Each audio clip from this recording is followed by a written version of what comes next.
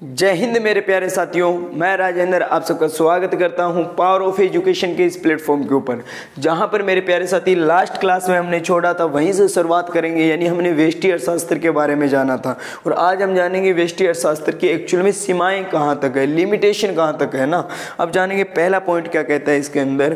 कहता है सर अगत्यात्मक, क्या कहता है अगत्यात्मक, यानी व्यष्टि अर्थशास्त्र के अध्ययन में अधिकतर अगत्यात्मक विश्लेषण का प्रयोग किया जाता है।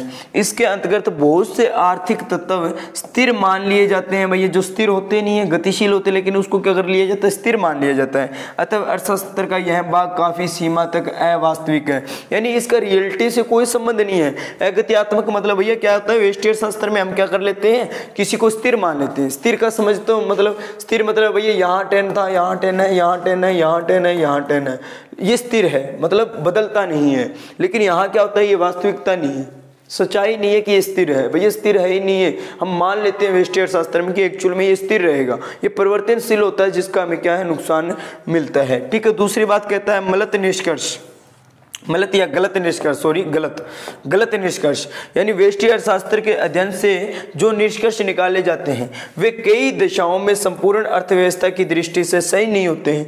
भैया निष्कर्ष निकाले, परिणाम निकाले हमने, क्या है कि भैया इसका ये निकलेगा, लेकिन वो एक्चुअल में मैच ही नहीं खा पाता है, वो निष्कर्ष उसका सही ही नहीं होता, गलत होता है। और गलत होगा तो क्या होगा, उदाहरण के लिए देख लो भैया, उदाहरण देना चाहता है, कहता बचत करना एक व्यक्ति के लिए अच्छा है। अब देखो, बचत करना एक व्यक्ति के लिए अच्छा है या उसका इन्वेस्टमेंट करना एक अच्छा है, गलत है ना। ये परिणाम वास्तविक ही नहीं है। ये कहता बचत करना उसके लिए अच्छा है, परंतु यदि समाज के सभी व्यक्ति बचत करने लगे तो सारी अर्थव्यवस्था के लिए कठिनाइयां उत्पन्न हो जाएगी कि नहीं हो जाएगी। भैया सारा रुपये ही आ जाएगा ना, सारा रुपए का रुपए घर में ही आ जाएगा, घर भर लेंगे लोग तो फिर, क्योंकि ऐसा करने से उपभोग वस्तुओं की मांग कम हो जाएगी। अब देखो भैया, अब मैं क्या किया, मैंने 100 रुपये कमाए, मैंने क्या किया, भैया बचत करता हूं मैं, तो मैं कोई वस्तुओं को खरीदूंगा नहीं। अब वस्तुओं को खरीदूंगा नहीं तो वस्तुओं की क्या होगी, मांग कम होगी। मांग कम होगी तो लोग क्या है, उसका उत्पादन करना कम कर देंगे, बेरोजगारी बढ़ जाएगी, भैया काम नहीं मिलेगा लोगों को। ठीक है। और रोजगार कम हो जाएगा और राष्ट्रीय आय में भी क्या हो जाएगी, कमी आ जाएगी। समझ रहे हो भैया।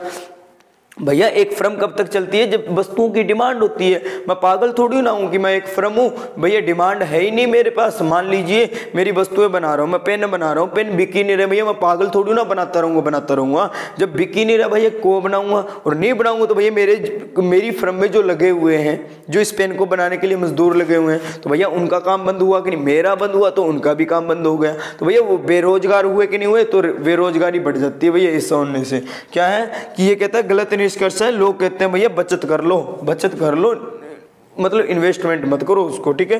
तो ये वास्तविकता नहीं है भैया, ये कहते हैं। तीसरी बात कहता है अवास्तविक मान्यताएं। ये तो अब भी पढ़ कर आए हैं हम भैया, इसमें और बता देते हैं। ठीक है। अवास्तविक मान्यता यानी आर्थिक विश्लेषण की अवास्तविक मान्यताएं, जैसे कहता है पूर्ण रोजगार यानी फुल एम्प्लॉयमेंट, क्या कहता है कि निजी हित, पूर्ण प्रतियोगिता आदि पर आधारित है। कहता है कि पूर्ण रोजगार क्या है भैया, निजी हित या पूर्ण प्रतियोगिता आदि पर क्या है, आधारित है, परंतु वास्तविक जीवन में यह धारणाएं क्या है, सही नहीं है। ये तो गलत है। गलत धारणाएं होने के कारण क्या भैया, इसमें नुकसान हो जाता है। फिर कहता है सीमित क्षेत्र, भैया लिमिटेशन की बात कर रहा है कि सीमित क्षेत्र मिलता है, कि व्यष्टि अर्थशास्त्र का क्षेत्र सीमित है। ठीक है। सीमित क्षेत्र में भैया वस्तुएं कम बिकती है। कई महत्वपूर्ण आर्थिक नीतियां तथा समस्याओं का, जैसे राजस्व नीति, मौद्रिक नीति, मुद्रास्फीति, बेरोजगारी आदि इसके अंतर्गत अध्ययन नहीं किया जा सकता। अब भैया सारी चीजों की जानकारी क्या है, इसके अंदर नहीं प्राप्त की जा सकती, क्योंकि इसका सीमित क्षेत्र है। मौद्रिक नीति नहीं जान सकते हम, मुद्रास्फीति नहीं जान सकते, कि बेरोजगारी कितनी का भैया ये नहीं जान सकते। ये सारी चीजें हम इसके अंदर जान नहीं सकते ना, जो संपूर्ण में जान सकते हैं भैया। संपूर्ण यानी समष्टि अर्थशास्त्र में, क्योंकि उसकी एरिया काफी ज्यादा बड़ा होता है, तो उसमें भी कुछ ना कुछ उसमें भी कमियां हैं, वो भी जानेंगे हम, लेकिन इसकी कमियां हम अच्छे तरीके से जानेंगे। संक्षेप में बात करें तो प्रो बिलास के अनुसार क्या है, ने ठीक ही कहा है कि यद्यपि व्यष्टि अर्थशास्त्र उपयोगी है, परंतु सिर्फ सिद्धांतों में चकराचौंध नहीं हो हो जाना चाहिए। ये अर्थशास्त्र के लिए विश्लेषण का उपकरण मात्र है, जिसे इतिहास, सांख्यिकी तथा गणित जैसे अन्य उपकरणों सहित प्रयोग में लाना चाहिए। यानी इसके अंदर ये कहा क्या कहते हैं, यानी प्रो विलास जी क्या कहते हैं कि भैया माना कि व्यष्टि अर्थशास्त्र क्या है कि हमारे लिए इंपॉर्टेंट रखती है, महत्वपूर्ण है, लेकिन इसके लिए आप बिल्कुल भी मत हो जाना कि भैया व्यष्टि अर्थशास्त्री बहुत हमारे लिए इनफ है। नहीं, कहीं ना कहीं ना उसके लिए समष्टि भी जरूरत पड़ेगी। तभी तो कहते हैं समष्टि अर्थशास्त्र व्यष्टि पर निर्भर है, व्यष्टि अर्थशास्त्र समष्टि पर निर्भर है। उम्मीद करूंगा मेरे प्यारे साथियों अच्छे से समझ में आया होगा।